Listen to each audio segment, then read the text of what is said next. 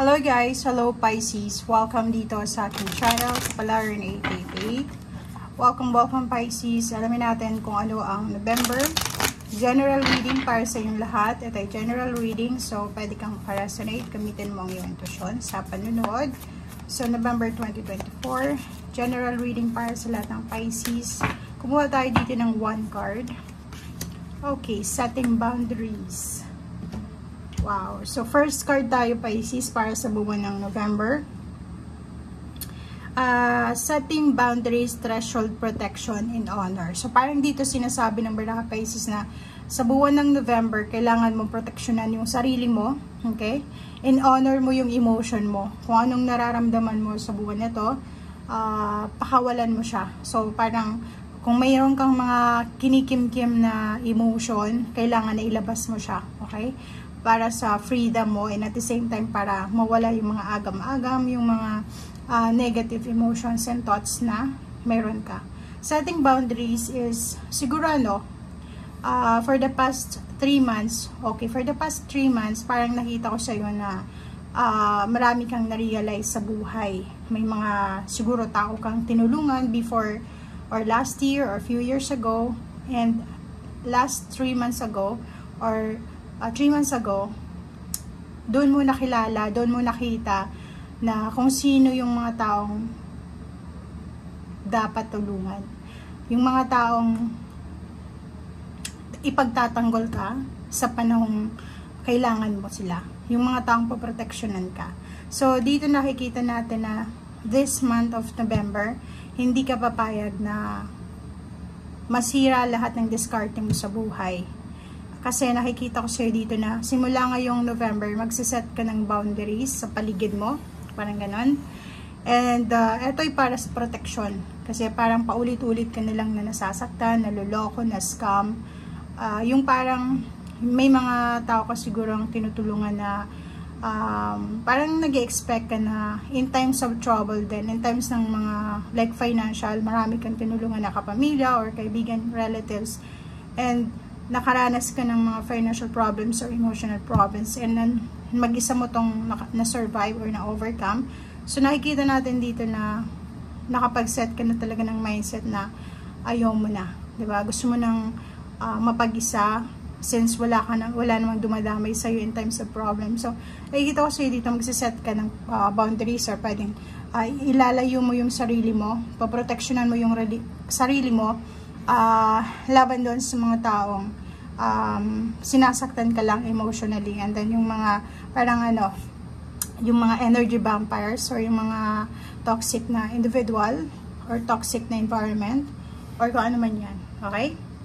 So, tingnan natin dito, Pisces, ko yung blessings na posibleng matatanggap mo ngayong buwan ng November. Ano ba ang blessings? Okay.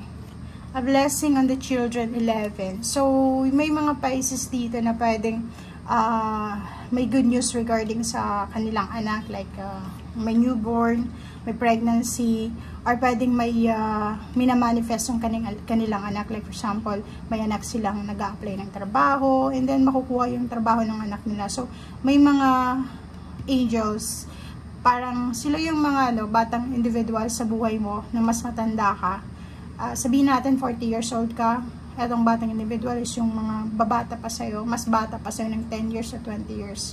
Okay? So nakikita natin you are blessed. You are blessed sa pagkakaroon ng children. You are blessed sa pagkakaroon ng mga angels sa buhay mo, yung mga babies or yung mga batang individual. So you are, parang nakikita ko sa'yo na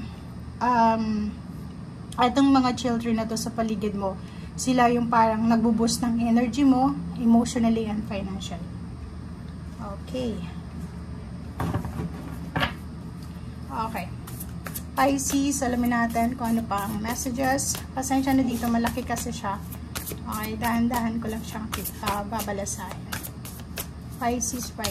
Kumuha tayo dito ng isang baraha, or maybe 2. Depende sa... Okay, first card. First card is 8 of Swords. Okay, so ang galing neto. So, nakikita ko sa'yo dito na yun, may mga Pisces na siguro nakaranas kayo ng illusion of entrapment or yung scarcity. Okay? So, itong 2 cards na to, ito yung mga naranasan mo for the past few months. Okay? So, kung makikita mo dito, may iba sa inyo dito na for 3 months or pwedeng for 1 year or 6 months, 5 months, 8 months ago or 8 years ago, 5 years ago, sinasabi na meron kayong parang restrictions na naranasan. Pwedeng nakaramdam kayo ng walang focus sa sarili, helpless, hopeless, parang ganon. Natatakot kayo dati siguro na ipaglaban kung ano yung dapat ipaglaban. So, nakikita ko sa inyo dito na simula ngayong November, parang tatanggapin mo yung mga responsibility para sa buhay mo sa ngayon. And nakaranas ka din ng mga negative thoughts regarding manifestation. So, pwedeng yung iba sa inyo for the past few months, medyo takot kayo regarding sa money. So, ngayon, nakikita natin na unti-unti nang nagiging balanse yung usaping financial and health, lalo na sa recovery ng health and financial. Nakikita natin dito. If ever man may kailangan kang tulong, reach out to others for assistance. Okay? Kukuha pa ako ng isa dito kasi parang nakukulangan ako sa energy. Pisces. Okay, 4. Wow. So, 4 of Cups. So, nakikita ko sir dito, Pisces, may iba sa inyo ditong naghihintay. It's either naghihintay kayo ng lump sum of money, confirmation, or anything. Posibleng matanggap mo na siya ngayong November or natanggap mo na last October. Nakikita natin dito na kailangan mong iwasan, mag-focus ka. Yun yung kailangan mo sa ngayong November is mag-focus ka sa mga opportunities, possibilities na nakapaligid sa'yo. Okay? Alisin mo yung mga distractions sa daily life mo. Like for example, maraming distractions yung may trabaho, absent ng absent, may mga unhealthy habits like yung mga bisyo, pagkain ng hindi maganda, and gamutin mo yung boredom mo or yung discontentment mo by going outside, spending with your family, with friends, with pets, and nature. Okay? So, dito sinasabi ng biraha sa'yo na magigising ka na galing sa parang mahimbing na pagkatulog for several months. So, parang awakening or reawakening or new beginnings to para sa'yo. Okay.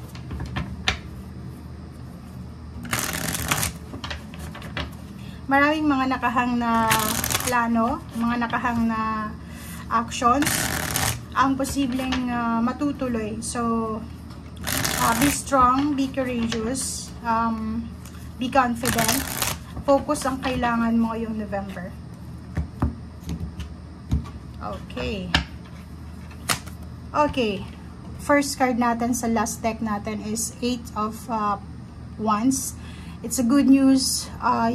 Makakatanggap ka ng letters of confirmation, answers, anything na speedy siya, mabilis na balita, mabilis na confirmation or mabilis na pangyayari na pwedeng magbigay sa'yo ng positive result or positive outcome. Page of Cups, nakikita natin dito na may mga tao na mabilis na papasok sa buhay mo. So, i-welcome mo sila kasi mabilis yung pagpasok nila sa buhay mo and bibigyan kanila ng parang offer.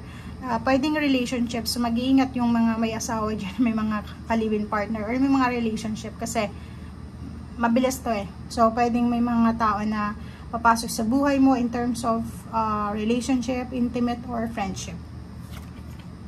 Okay. So, maraming rason ngayong November para mag-celebrate ka. Ito yung energy mo Ito yung overall energy. So, sinasabi dyan sa'yo ng barahang yan na may posibleng isa-celebrate ka sa buwan ng November. It's either wedding anniversaries, birthday celebrations, holiday season, or kano pa man. So, aapaw yung cups mo ngayong November. Masaya, may gatherings, and nakikita natin na isa sa mga emotional wish mo ang posibleng matupad. Next card. So yun. So, it's a confirmation, guys, na itong Ace of Cups, yung family occasion, family celebration, or kung ano man to, kung sino man sila na nagbibigay sa'yo ng happiness, sila yung focus mo ngayong buwan ng November. Maraming mga nakahang na plano, like mga yun, occasion, gatherings, or kano pa man, ang posibleng matutupad na or matutuloy na. So marami kang mga parang hindi tinutuloy na, for example, okasyon, reunion, or escapade, or kano man, travel, na posibleng matutuloy na siya. Okay? Relationship, nakikita natin dito na walang masyadong problema sa relationship kasi sobrang balance, sobrang peaceful yung relationship na mayroon ka sa ngayon. Queen of Swords, nakikita natin dito na kailangan mong mag-focus sa kung anong trabahong ginagawa mo sa ngayon. So nakikita natin na yung iba sobrang workaholic, marami silang kailangan tapusin para sa buwan ng November, December. And yung iba naman sa inyo dyan is may hinahanda silang bakasyon or may hinahanda silang celebration. So kailangan nilang mag-double time ngayon sa trabaho para sa kanilang financial success na needed yon para sa okasyon na yan. Justice, nakikita ko yung iba sa inyo dyan, may mga Pisces na siguro unemployed. Nakikita natin dito na nakafocus sila sa isang proyekto, sa isang contract, sa isang fair treatment or ano pa man. So, justice, balance, yun yung nakikita natin. And yung last card mo dito is Four of Wands. Yung Four of Wands is family celebration, intimate relationship, balance, security, emotional fulfillment, financial fulfillment. May magpaparenovate ng bahay, may lilipat ng bahay, may ikakasal, may mag-wedding anniversaries. Lahat ng rason para sa kaligayahan or lahat ng rason para magsaya, mag-celebrate ngayong buwan ng November. So maraming announcement, Thanksgiving, parang ganyan. So ang dami-daming announcement regarding sa okasyon or sa kung ano man tong mga blessings and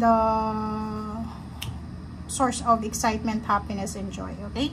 Thank you guys and see you again. Bye!